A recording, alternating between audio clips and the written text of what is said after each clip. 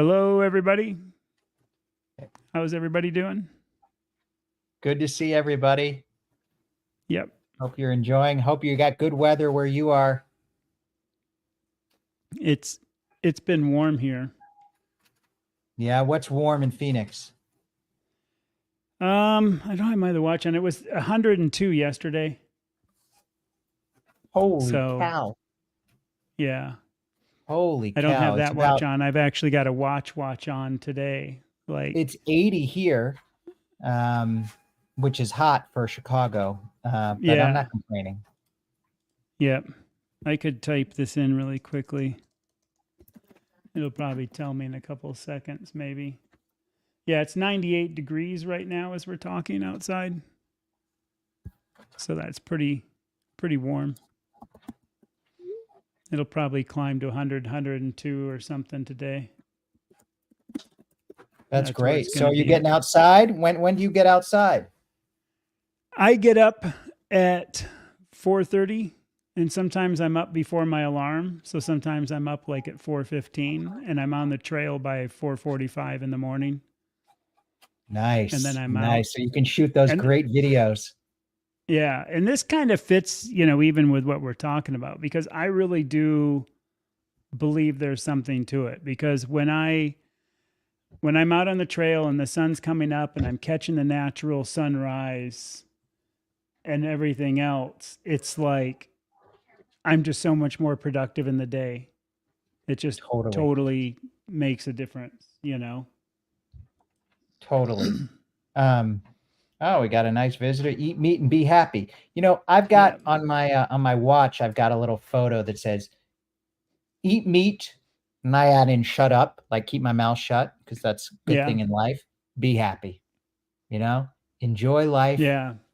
and meat makes that, keep things simple. That's one of the things that was one of the things that we connected with, Chad, is I said minimalist carnivore. I love this, simplicity. As I've talked to people doing carnivore, simplicity, it's one of the greatest Yeah. things that makes it so attractive. And it's part of what makes it so effective. The more we Yeah. complicate things, the harder it is to achieve in anything in life. Yeah. I have a friend from the Bible study in church, and he's like a youth leader. So, I know him from different things, and he's starting some YouTube stuff, and we've been talking about it. And we're talking about doing other things, like doing cookbooks and stuff. And I'm like, there's some people that done cookbooks, and I could probably do it on some things, but also I'm kind of one of those guys that's just like meat, salt, water. So it's Yes. kind of hard for me because I don't care if people want to eat the carnivore pizzas and all this stuff, but I'm also not really. I'm careful. I think a lot of people need to be careful with them and not do them. But if people want to have them, that's totally fine. But that's not me. So it's hard to also do something that's not me. I do want to do some cooking and just show how like dry brining meat and grilling it or using like the carbon steel pans and stuff can do so much for you. I do Yeah, want to do that and just keep it simple and still have it just incredibly good because it I can know. be. I remember I was thinking about my channel just today. Actually, I was walking the dog and I was watching, or I was listening to another carnivore, and it happened. I finished the video, and then the next video in my queue was a cooking video. And I was thinking to Mm-hmm. myself, I never make cooking videos. I was saying, why is that? Because it's so simple. Because, wait, Yeah. what do you document in a cooking video? Taking a steak out and putting in the air fryer? I mean, I keep things even simpler. I mean, some people, if Yeah. you're going to do a sous vide and so forth, I guess there's a place for that. But the cooking is just so simple that it doesn't really take that many steps, you know? Yeah. And that's kind of where I'm at, even with like the sous vide stuff. Like, I've done a couple on it because people aren't familiar with what it is, and I want to do some more creative stuff because, again, with my background as a commercial photographer, I want to start doing really high quality, creative videos. Like some of the other YouTube guys are just, they're little cinematics, some of Totally. these Well, a lot of creators them are out there. trained like you, photographers, Yeah. videographers. What do you think it is about getting out early in the morning, getting outside, that makes you more productive, more relaxed, more focused? I mean, I've given it a lot of thought. What do you think it is? I do think it's just that circadian rhythm, and it's worth looking up and going through, and I did pull up like 2 pages on it just so I'd have some information in front of me. And there's something about having that sun exposure, and they have all these studies. Like I had one here that did have a thing about, obviously what is a circadian rhythm and everything else. And there's so many studies on light exposure as we're waking up and, the temperature scale or whatever, blue light to warm light and things Mm, on it. And it also affects like our meal time because it kind of says, okay, your day has started. And there's a lot of research behind it that's, if you're daylight and you're in Alaska, people end up being different than they are like in the islands around the equator belts and these tropical locations where it's very set. You don't have a lot of sun shift and you don't have a lot of these things. And even here where I'm at, it's not too much. There's definitely a couple hours sun shift difference, right. but there's a lot of that. And it also leads into how your body breaks down food. They've actually had studies and show this. And I'm hesitant on a lot of studies because you can make them Of course. say what you want and make them do what you want. But at the same time, if you kind of dig down into them and say, okay, what is the goal of this? Who funded it? What is it paid for? You can kind of see the true, I guess the truth behind it. I agree. So, There is something about the circadian rhythms and about the way, we need the sun as much as we need our own hearts. Even though yeah. we think our hearts are so close to us, we depend upon the sun in the same way we depend upon our hearts for everything it does in the environment. And so that exposure, that appreciation can shift the way we look at the world. And it does create, I remember when I wanted to turn myself, and this is like 10, 15 years ago almost, I wanted to turn myself into a morning person. And literally Mm-hmm. it created more momentum. When I started getting up earlier, I was getting up earlier, I was getting more done. I was writing books then, and the mind was in a certain open state in the morning that it didn't get to that state later in the day. And it was a wonderful feeling. Yeah.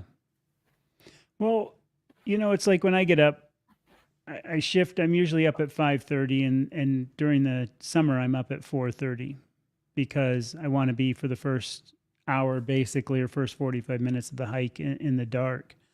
And it's not that dark in the summer anyway here. I Mm, mean, it's dark, but you don't need a headlamp. Like in the winter, I need a headlamp.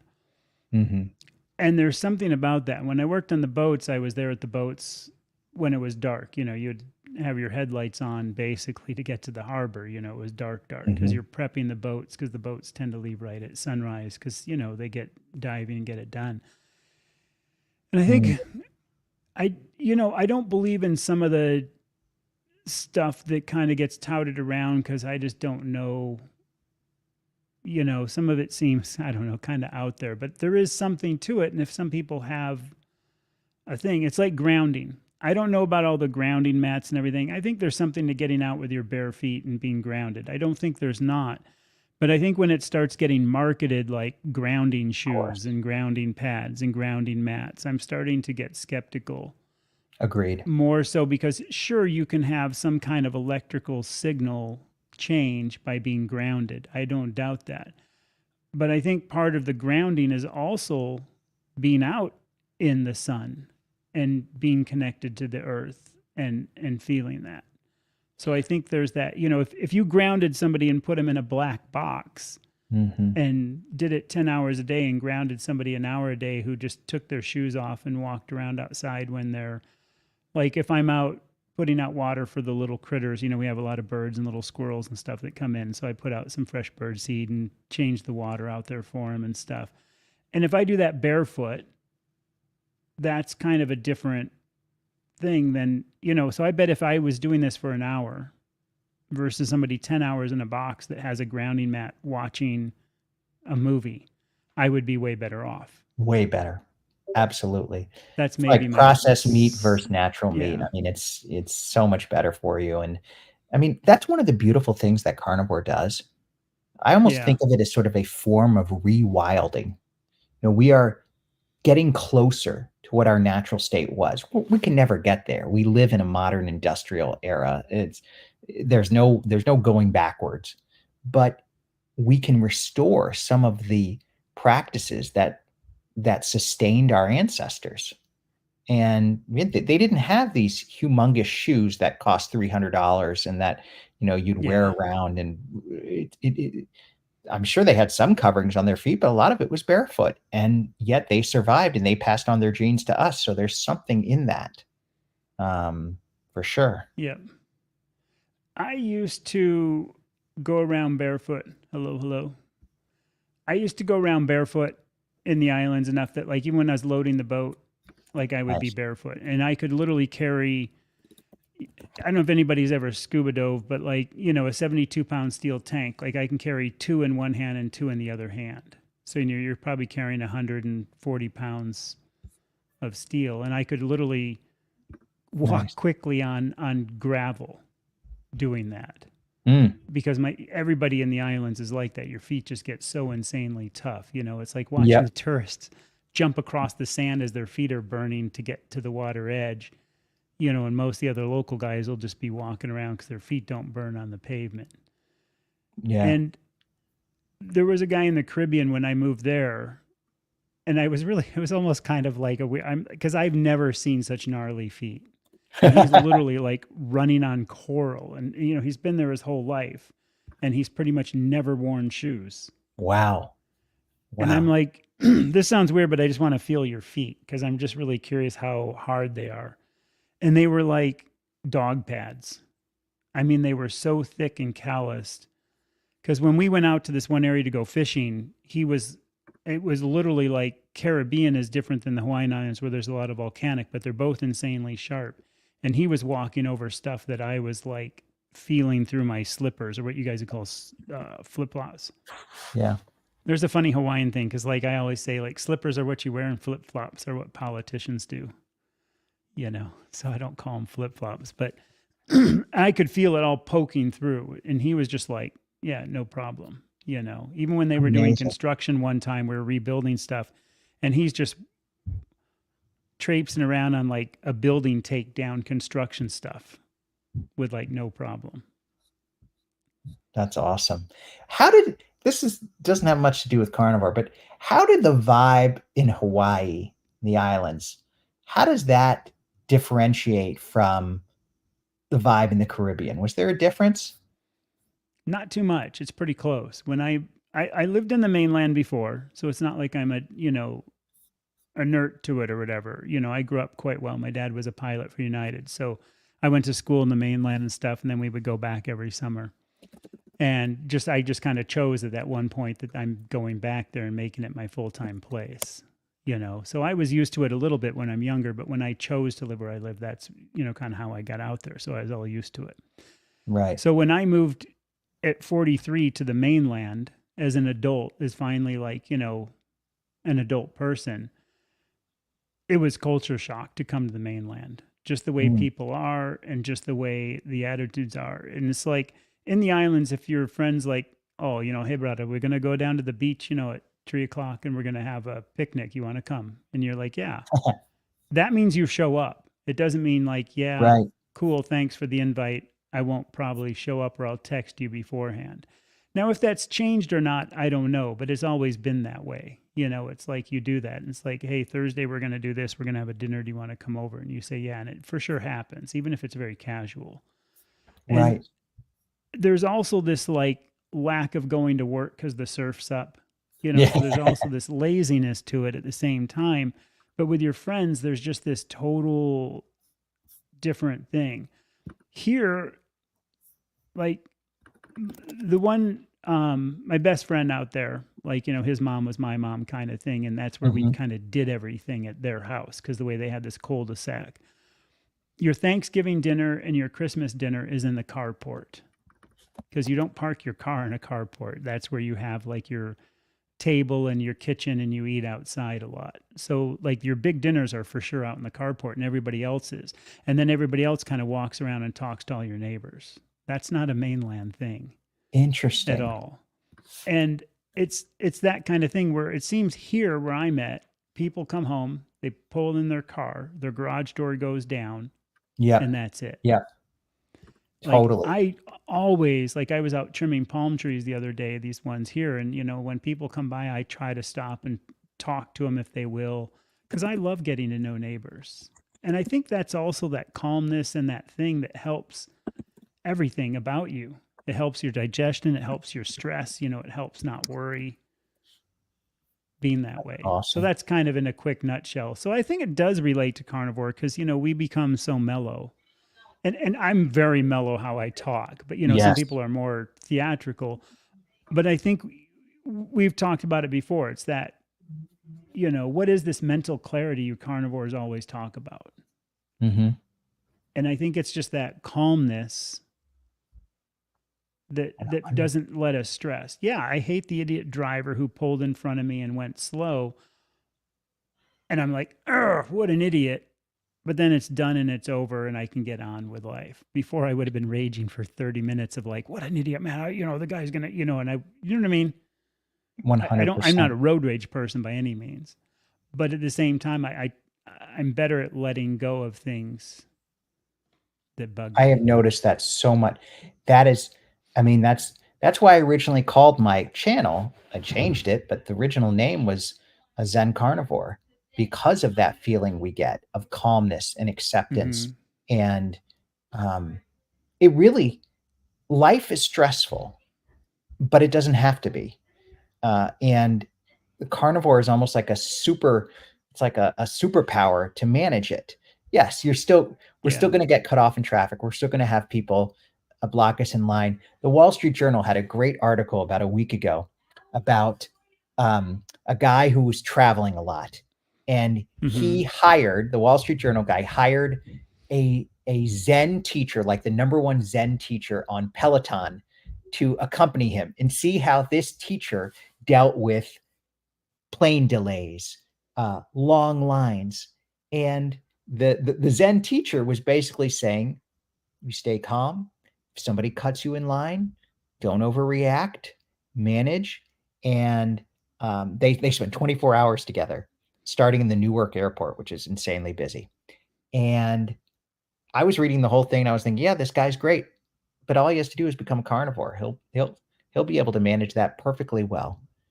Yeah. I don't know if that's true for everybody. And a carnivore who's already Zen would probably be like super like good at That's it. that's what I think too. I mean, I meditate. It's part of my sort of spiritual practices, and I definitely notice I'm even calmer uh, I mean, I've been meditating for 6, 7 years, um, Mm-hmm.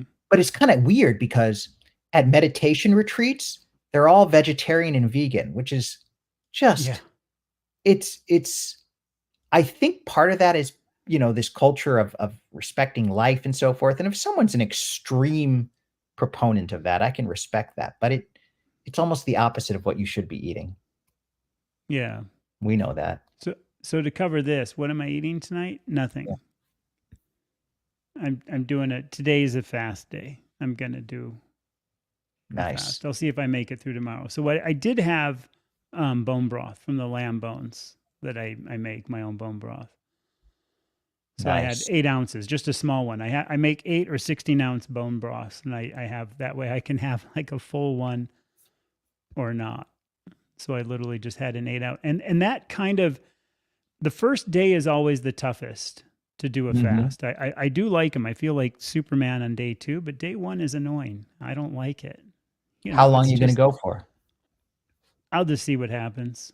I'll at Yeah. least do through tomorrow. I'll at least do 48 because obviously I ate yesterday, so technically it's already 24. Through tomorrow will be 48.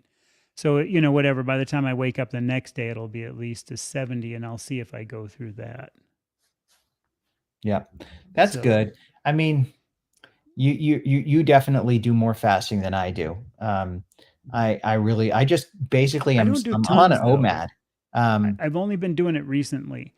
And I'm also trying to get back from this weight gain that I had with my dad and trying to get my whole, and this goes into our circadian rhythm, everything else. I'm trying to get this back on track because I am so blown apart. So, anyway, sorry for interrupting you. Go ahead. Yeah. Well, Daniel, to answer your question, I'm having sirloin. I've been, I got, I've been on a sort of, I've been eating these bavette steaks a lot because this place, this farm store where I get steaks from had a lot of them and I loved them. They were really good. But they were out. So I picked up some sirloins. Sirloins are cheaper too, which is nice. And they're delicious. And I got some Amish butter with it. I don't know what they say. I don't know what the difference mainly between Amish butter and Kerrygold butter is. I guess the origins. I don't taste much of a difference, but they had this Amish butter. And so that's what I'm going to have for my OMAD. I've got actually a big weekend. We've got a lot going on at the synagogue, so it's going to be kind of busy. But yeah, I'm on a sirloin. They had a lot of good sirloin. It was a good price, so I bought a whole bunch of it. That's cool. People can also type in, get active in the comments, type in what you guys are going to be having. Also, if you can hit that like button, like I got the little scroller rolling, it helps.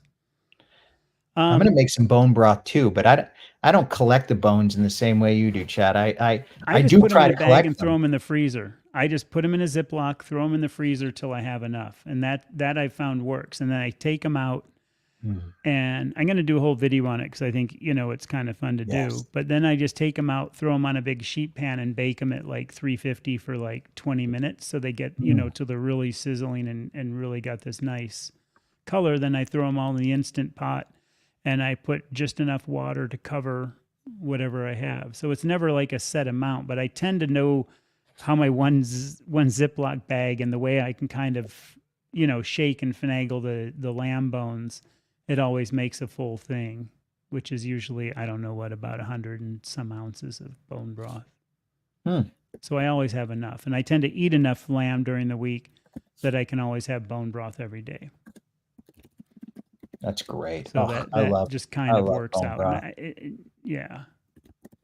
And when it's your own, you know what's in it, because I don't put any onion powder or garlic powder or anything. The only thing I do is throw in a extra, bit of salt in there. Scott, hey brother. I haven't asked you, Chad. How do your kids do? Do your kids do any carnivore? No, my boy eats a lot of meat, but a lot of times, like, he'll have these giant burritos, but it's wrapped in a tortilla. And I want him to try, but I don't try to force. No, I never try to force because that just doesn't work. No. So I'm just basically, letting them do it. And I keep wanting him to try to do it and see if he'll do it, but it hasn't happened yet. But he loves steaks when I give them to him. He loves ribeyes, and he'll eat them really rare like I do, and he'll eat all the fat, and he loves it. That's great. So he's not done that, but he doesn't really care for the chuck steaks. He likes the lamb okay, but not as much as the ribeye. If I do New Yorks, he's like, not really big. And I don't do New Yorks unless I get them so cheap and they're worth it. Because I really do. I kind of buy only what I like, but also if something's so cheap, it's hard to pass up. Right. Like a whole New York loin at $6.95 a pound that was choice. That's pretty cheap. And I can throw in some butter to bring the fat up. Yeah, that's good. So what about dairy? How do you do with dairy? I don't do good with dairy. I have issues with cream. I don't really have issues with butter, and the Parmesan cheese that I eat for my no gallbladder is the best thing, but because it's actual Italian, it's made with raw dairy. To be graded as an Italian Parmesan, has to be raw dairy. The fact the cows are A2 from that region, so it's raw and A2. The Gruyere, I think it's pronounced, is raw dairy, and I do okay. But if I eat pasteurized cheese, I can really feel it in my joints and Interesting. stuff. And if I test it for like a week, I'll be like snap, crackle, pop, like the Rice Krispie kids coming down the stairs. So I just, say no. And I just got through testing cream again just to see what happened. I test it like once a year around Christmas, but I kind of extended it. And it's like, it's just I can't do it without gaining weight and having inflammation issues and sinus issues. And I can just feel the pressure build. So interesting. Be so interesting to know which people really benefit the most from carnivore. Been thinking about that a lot lately. Like my wife, like she Peoria. sort of, she did try carnivore for almost like a week, and it didn't really affect her at all. Like she didn't gain weight, lose weight, and maybe again that's not a long time, but she's got a very different metabolism than I do.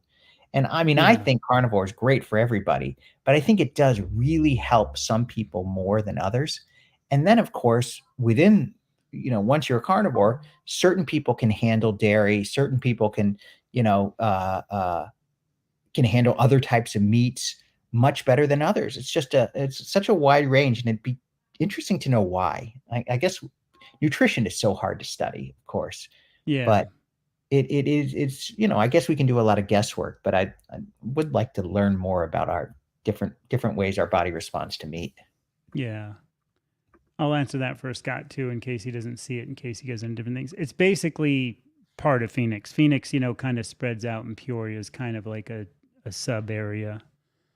My daughter actually works over that way. So it's not like, even from where I live, kind of, in the northern part of Phoenix, it's kind of down southwest of us Hmm. over to that side. So yeah, all of it's so, it's weird how areas are like, it's like Maui, like I'm from the west side, so you don't really go to the south side, and you're kind of the west side, like Kahana area. If you guys have ever been out there, that's kind of what I would have called home. So even like when you get there, it's like Kapalua is just up from it, but a little bit, and Lahaina is about 5 miles below that. So everything is still pretty close. So a lot of times if we say west side, we'll just say, oh well, Lahaina area, because that's the main, especially That's where now that in the amazing news. tree Yeah, was, right? the That banyan banyan tree. tree. Yeah, still Yeah. living, I guess, after the fire. So It's still, oh, that's fantastic. yeah, I Yeah, I think it's saw gonna that. make it.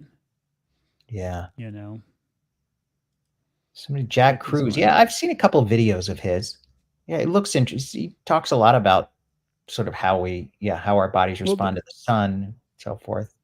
and the sun thing is real, and we'll talk about it again because there's a few more people in here.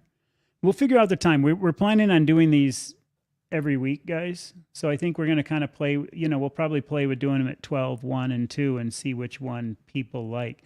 So also, here's the thing that I would love for you guys to do. If you could, in the comments, this would really help us out. What would you like to see this come on Fridays, like 12, 1, or 2? I'd love to see, if you guys don't mind, moving the fingertips for us. And we were talking about before, I get up at 4:30 a.m. now in the summer. I'll go back to 5:30 in the winter because that kind of works out with my timing. And I am so much more productive, and I'm so much more creative. And coming out of this whole issue that I did with losing my dad, and then losing my best friend, and then losing another friend, it's like I just wanted to call nobody my friend for a while. And it was just, but coming out of it, there's that point when, we just got to say, this is it, man. I'm done. Like, I am setting the alarm. I am going out no matter what. Because I can keep making excuses, and it is easy to stay and rest. And I probably did it for too long by being here, and I'd kind of get up and clean the house or do something, but I just didn't have this motivation. And I am so stoked now that I'm back into my hiking every day. I don't Yes. do it on Friday because it's Bible study in the morning, and we meet like really early, so I'm there at 6:30. Mm, And it's too warm here when it's already like 98 degrees. That's pretty hot to go hiking, you know. So tonight I'll get on the not the treadmill. What do you call those machines? Elliptical. I'll get on the elliptical and do a bunch of sprints, that's good. you know. What's about the warmest it can be before hiking is just totally uncomfortable? I'd say for me, probably 100, because if I'm doing a 3 to 5 mile hike, but I can go out when it's, get the mail when it's 120, but I don't want to hike. And the other Right. thing is, when I'm in the mountains up there, there's a lot of people that get in a lot of trouble and need rescue. And I do not want to be one of those people, hiking in when it's 120 degrees, think, oh, I'm a tough guy, I can do it. So Right. I tend to call it at 100, because the Right. other day when I went out, it was 100 and I did it and I was fine. but it's also like, why push it? Because if I just, if I've got something going on in the morning, I can just do it the next day, or I can do my elliptical. Because I also, if anything rare happened, like if I got bit by a rattlesnake, heaven forbid, I would never want that to happen. I'm careful, but say it did happen. It's kind of stupid because this is how I think. I didn't need to do that. Now I'm putting the rescuers in a position where they've got to come out and probably get me if I can't hobble back. I'd probably, or if I fell, let's say, because I do hike some stuff that's kind of got stuff. Let's say I just got clumsy and I fell and twisted my ankle and broke it on the trail. Now I've got to have, ER people or some kind of, EMS people come out and rescue me. And if it's like 110 out, why put them at risk? So I That's really a always great am point. thinking of other people. And it's like, I don't want to put that, and I don't want to put my family through that risk. So I know I kind of go on about that. So 100 degrees is basically, I'll go if it's 105, but I don't. That's why we have an elliptical and air conditioning. That's the way I look at it. Yeah. And we don't get, I mean, I don't know if it's ever gotten that hot. I'm sure it has at some point in Chicago, but it's Yeah. extremely rare. Although it gets humid here, which I know you don't get that in Phoenix. Hmm. So it can feel sticky. But I was born in Yeah. Houston. I Oh, okay. so I know the weather there. We had a swimming pool. Now that was God's saving grace. That was the greatest thing. Um, you know, so if I ever moved to an ultra warm area like that, I'd have to find a swimming pool. It seems like it'd be hard to live without it. Yeah. Well, Um, the swimming pool, the only thing I don't like is just the maintenance and oh keeping it yeah, clean and all the you're all right. the stuff that blows in. But it's nice to have, but the kids don't use it the same as anymore. Yeah, that's true. And maintenance is a pain. I guess living if you lived in like a townhome complex or something that had a pool, that'd be like the best of Yeah. both worlds, right? And someone else can do the maintenance. You just got to pay a little fee. Um, yeah.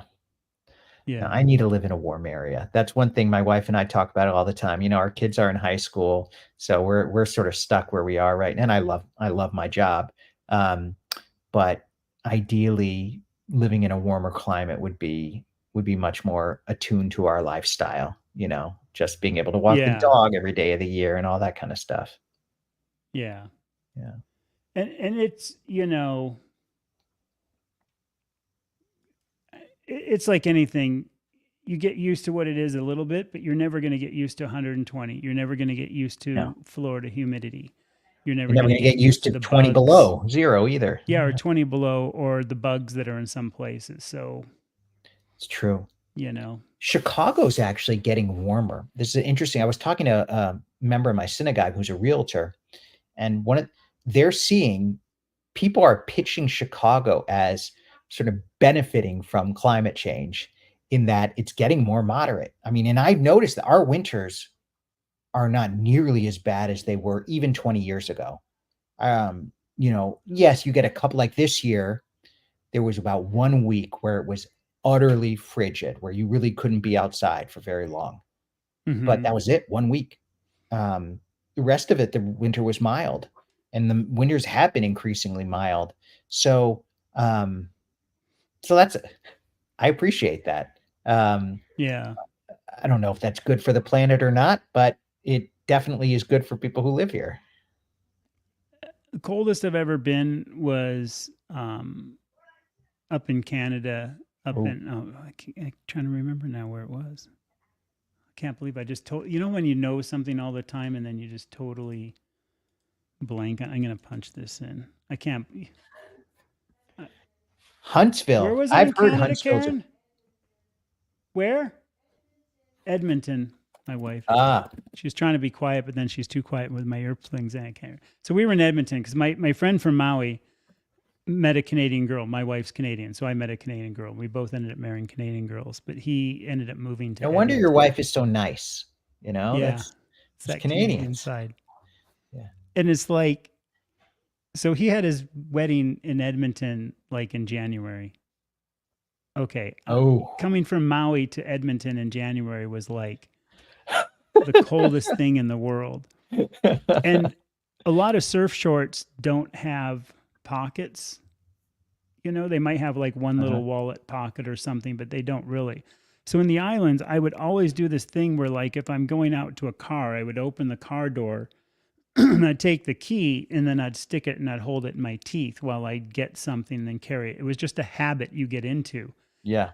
because, you know, you just never have pockets to put it in. And so I went out to get something at the wedding and I put the key in, unlocked the door, and I stuck it in my mouth and I'm holding it in my teeth with my lips against the metal. And Gross. sure enough, I was like that kid on the licking the pole.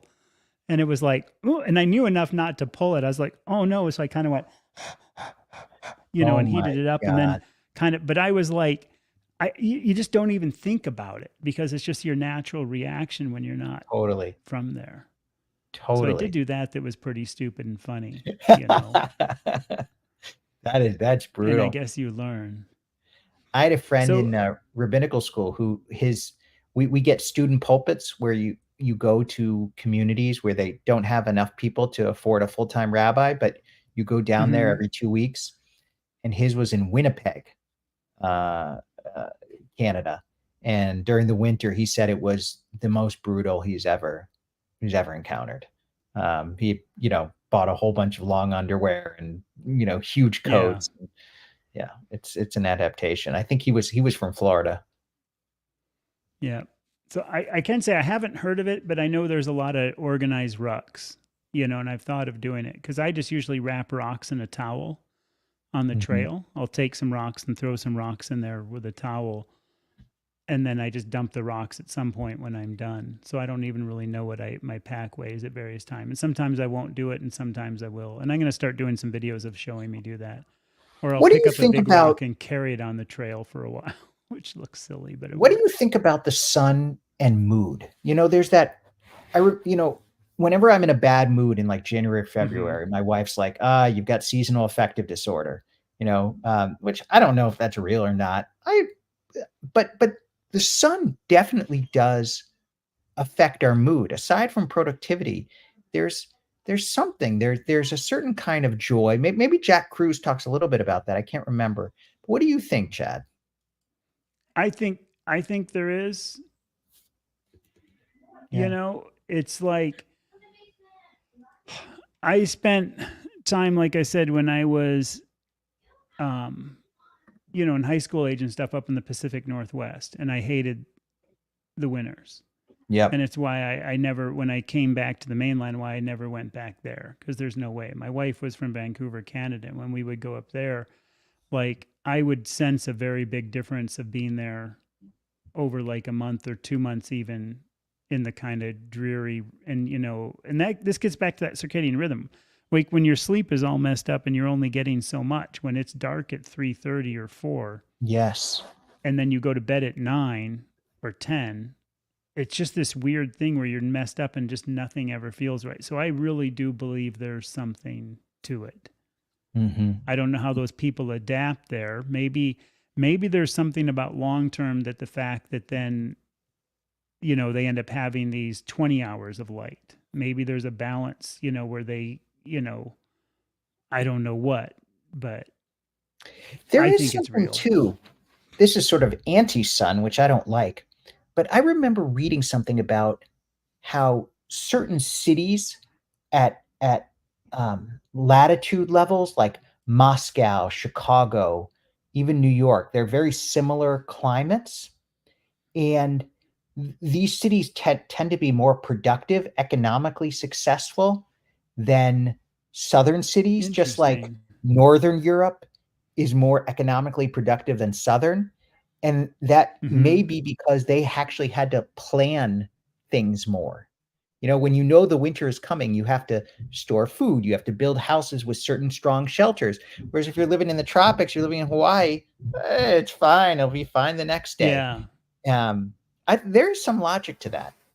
That would almost make sense, you know, too, because I think also you don't have that warm, like I told you, a lot of Hawaii, like, you know, you come to your friend's barbecue, but if the surf's up, you're like surfing and you're gonna jump out of work.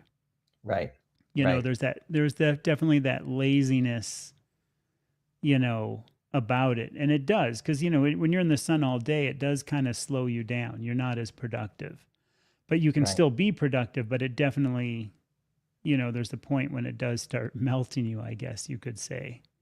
And I know like Italy, like northern Italy, as you go south, progressively gets less income, the wages go down, everything else. And that's fairly a long European country, that's in Right. there. And the Right. southern Italy, is quite a bit different because I've been looking into that quite a bit. I wonder I So there's wonder something how that about that. I wonder if there's a difference between happiness and sense of well-being. Like, even if it's less economically productive and poorer, are people less happy? Are people, I think they're more happy. I think, yeah, in general, again, looking at Italy and Portugal, maybe for retirement or something, the people that live in the warmer areas, it always seems like they're a little more open to things or a little more like, yeah, go ahead, whatever, I don't care. Where it's like, no, you can't do that, when you mm, get in colder things. So I do think there's something to it. yeah. I really do. Just in my general life, of traveling and how people are and stuff. And you think about Southern hospitality, it's almost that is an actual phrase, you know, that warm kind of slow thing. You don't really hear about New York hospitality, you know, So or you're looking anything. at Portugal. But yet the Canadians are totally mellow people. So who knows? They're a different. It is. It's a good point. The Canadians are known to be very very nice and mellow and polite and stuff. So that also kind of is that playing devil's advocate on that. How do you explain that? I think maybe it's a really good point. In some ways, Canadians have just so adapted to that, to snow, and it's such a very organized system of life in Canada. Yeah, it's very, or maybe Mm-hmm. just dealing with the US at its border, they're trying to be the I don't know. opposite, more Yeah. mellow. Um, so you're looking at Portugal. I've heard Portugal is Just for fantastic. fun. Yeah. Yeah. I don't know if it'll happen or not, but I might try to make it happen. And if I do, I'm actually looking at the Azores or Madeira because Madeira is Madeira supposed to be sounds kind of unbelievable. interesting.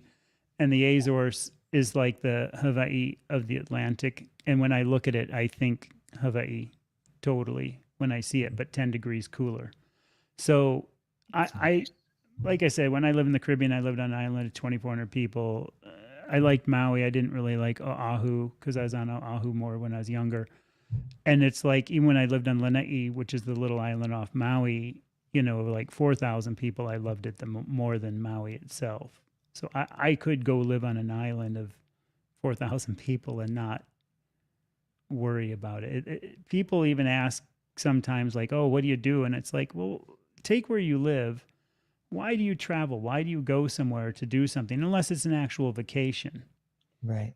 Oh, there's just nothing to do there. It's like, no, there's hiking, there's fishing, there's hunting, there's hanging out with friends.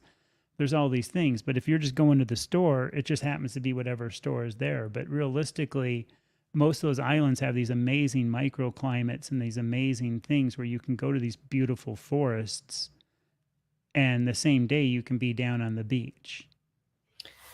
Isn't it amazing how carnivore helps you get more out of life too? I mean, I think Yeah. even the, in my community, which I love, but we have a lot of foodies.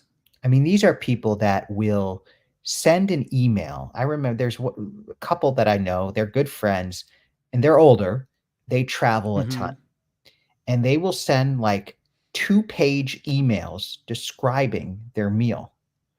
And I'm like, gee, I mean, I love the creativity and the beautiful writing, and I'm glad it's entertaining, but this has zero interest to me. It is just so out of the realm of what brings me meaning. And I think carnivore, and they're expensive meals too, by the way. I mean, these are not cheap Yeah. meals. I think carnivore, because we have this simplicity in what we eat, we can find joy and meaning in other things, simpler things, like a hike, just a conversation, a beautiful sunset. And I think that again, that goes back to that theme we were talking about with simplicity. I could live on an island too, and I didn't used to be that way. I used to, always wanting more entertainment, more new things. That's definitely, carnivore has tempered that. I mean, could just be aging too, but Yeah. it is. I think that There kind of lifestyle is quite appealing, even more so as a carnivore. and one island isn't the same as the other. And there's a saying, you don't choose an island chooses you, Mm, which is so true. mm, I think some people can do it and they get to this point. And I think some people get to the islands, and there's always this 6 month, 1 year, 2 year rule in the Hawaiian Islands, where people move there and it's like, yeah, man, like I'm a surfer now. And it's like, we'll see. And some people are a little, it's not that you don't like people that come in, but sometimes people come in and you invest this time and then they're gone. And it just mm. gets kind of tiring. So it's not, does that make sense? You're still going to be friendly to them, but it's not like you invest a lot until they're kind of proven, I guess. I know it sounds like a silly thing, but there's a lot of Totally. that. And I know some of the other islands, from what I've heard, like the Azores, the people, for one, you're a totally different foreigner because you're coming in, you know. And I've heard some of them are like that, but they're very genuine, they're open, they're friendly, and they'll give you the shirt off their back kind of thing. But you also have to reciprocate with Totally. that. You can't And just I bring think your way that's of the whole life there. thing. Yeah. And it's like, even like when I used to live on Lanai, we used to fish every day and we would catch more fish than we could eat by a long shot. But then all of it would go back up to whoever wanted to bring it back up. So they would Hmm. know if they came down and joined our barbecue that they can then bring up, you know, probably 30 pounds of fish and give to the other people. And that would just Nice. happen every day. And I think that's how, I would treat it like that too if I went there, depending if I got into fishing or doing other things or whatever. I'd want to contribute and be part of that society. And I think You once gotta you do speak that, they have Portuguese some though, don't you? respect. Yeah, I'd have to learn, which I'm sure I could. Cause like when I lived in, Central America, I picked up enough pretty quick, when you're immersed in it to get through.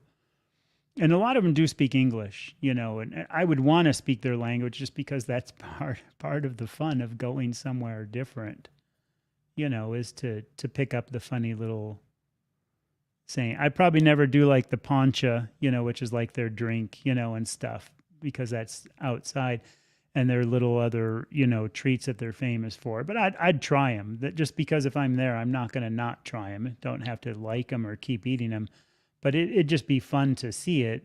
And some carnivores would go, oh, I wouldn't even do that. And I'm like, if you're going to move to a place and if you are going to live there and they have like huge traditional foods or things, I think it would be important to at least know what they're like. I agree. I And totally agree. Like, one or like one tart 1 month and maybe another one or another one, try a few, and that's it. Isn't going to hurt you in the long run. You right. know, if you had a poncha, because I know that's their huge thing, with a friend, whatever, that's not going to hurt. And if they know you're not doing it, you're like, no, I'm going to have one with you because this is going to cement us and this is, where it starts. And I'm sure they'd have fun ribbing you on it. Oh, here comes Chatty Eye. He won't do it. Don't get him one, after a while, and that would be fine. Totally. Totally. Yeah. I feel that same way. Like, as you could become more, as people around you get used to you being a carnivore, it can become a sort of self mockery. People do that to me Yeah. all the time. Oh, Evan's not going to eat this. It's fun. It's a good way to be. You be relaxed with your way of eating. It shouldn't Yeah. feel stressful. I think too, a radical change in culture like that, and especially when you go to an island. Like if I was on the mainland, it wouldn't matter as much. But if I moved to an island of 4,000 people, I think there's this, there's something about fitting in that wouldn't be bad, even if I got to be, I'd still be strict carnivore. So whatever. I think that's important because I think some people get too dogmatic. And I think there is something to say, hey, I don't normally do this, but I want to try this because I know this is a big thing. And if somebody said, look, I took you to this place and they have the best of this, you Mm, know, once you mm, know them and they know what you eat, you wouldn't have to do it every week. You wouldn't have to do it every time, right. You still you not know. drinking coffee? No, I don't drink coffee at all, Good. I admire So that, it's even though been I three still years do. now. Yeah. Yeah. You saw how it affected you. What about, so Yeah. are you basically, do you But only it drink took till two water? years into carnivore, though. Remember, it took me till two Right. years in. I tried, like, even at a year and a half, I tried to quit and I didn't notice any difference. So I kept doing it. And that's that long term thing I've even heard Dr. Chafee say. And this is why I also wonder on this long term, where you might be because you're around that 2-year mark. Will it affect you if you stop and do it, or at 3 years, won't it? Maybe it's because I had such food allergies that affected me more than you, and you'll be fine. And I'll just be maybe jealous because I did like my espresso, you know. Yeah. So when you're feeling kind of hungry and you're fasting, what do you drink? Will you just drink water, or do you drink hot water? How does that work? Just Water. regular old water. Yeah. Yeah. Yeah. And it's basically close to room temp. Might be a touch cooler, but it's basically like that. And I'll just drink water. And what's interesting is when I don't dry fast, if you're familiar with dry fasting, or if Sure. people are not familiar with dry fasting, like not drinking, but I find I don't drink much. Like literally, I mean, I'm guessing this thing is about here, and this is like a pretty big, whatever it is, 34 ounces, 32 ounce, cooler thing. So I've only, and it's whatever, 1251. And then I did have one sparkling water because I do like sparkling water. So I'll have one of those just because it's something different. And like I said, with the bone broth. So for what I've done and how thirsty I am, I probably won't be drinking much more than that in the bone broth and the thing. So I would say maybe 60 ounces total, I bet, is what I'll do today, which isn't that much. That's I impressive. just don't. Do you drink Yeah. bone broth when you're fasting, Fasting. or no? I do. I like having one glass in the morning because it just kind of Gives you a little energy. pulls away whatever, you're itching for, I guess. And yeah, it might kind of bring the fast down, a micro bit. Because I've heard Jason Fung say that, yeah, if you do have like a bite of something, it's not like it destroys it, it just kind of brings it down a notch. Then you got to go back up.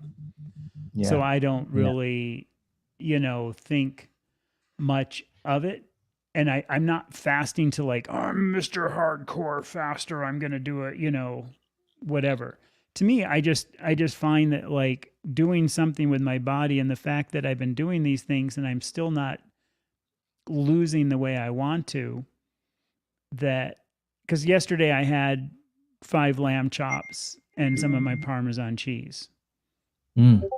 And I just kind of had this thing that was like, felt satiated, but I almost felt like I didn't need to eat it. And I almost wish I didn't eat yesterday. So today I just said, you know what? Yesterday was kind of one of those weird days. So I'm just going to not eat today and Isn't see what fasting like a happens. superpower? Yeah, it's a weird thing. Like I said, the first day does, like I said, that little bit of hungry, but I'm not hungry at all for anything right now. And tomorrow Mm. when I do the hike, it'll be interesting because I'll go off and I'll see what I do. Probably 3.5 miles is kind of one of my new base routes. And, so I'm still I'm going to gonna get have out to and come, do stuff. I'm gonna have to come out to Phoenix one of these days, Yeah. Chad, because I want to go on one of those hikes, and then we'll do a live stream from mountaintop. Yeah. No, that'd be That would fun, be fun. you know. Yeah. And I think the coffee thing too isn't, a huge deal kind of Yeah. deal.